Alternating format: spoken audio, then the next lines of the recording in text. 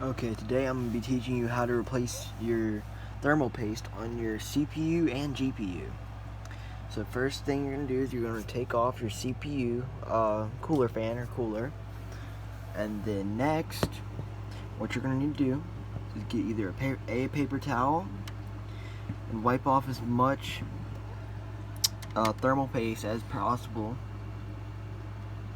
And next, all the little stuff that's left, get some isopropyl alcohol and a Q-tip, and that should get the rest of that off. Right now I'm displaying on an HP Omen.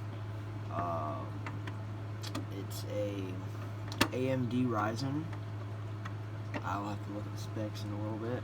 And then for my GPU I have a 1060. Yeah.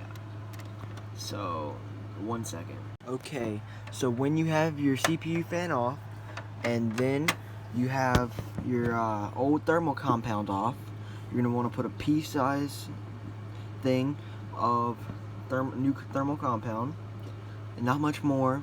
It won't affect the temperatures or performance, but it's just recommended. I don't know. And then next, you're going to want to screw back in your cooling fan. Yeah. Okay, so now that you've attached your CPU fan back, that part is now done. Now we're going to go to the GPU section. Now, for most GPUs, there's going to be some outer screws and an outer casing on yours, so you're basically going to have to find the outer screws first before you can actually take off the fan part.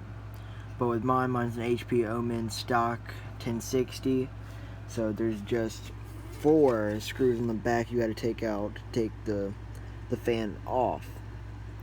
So once you've unscrewed those, I'll be back.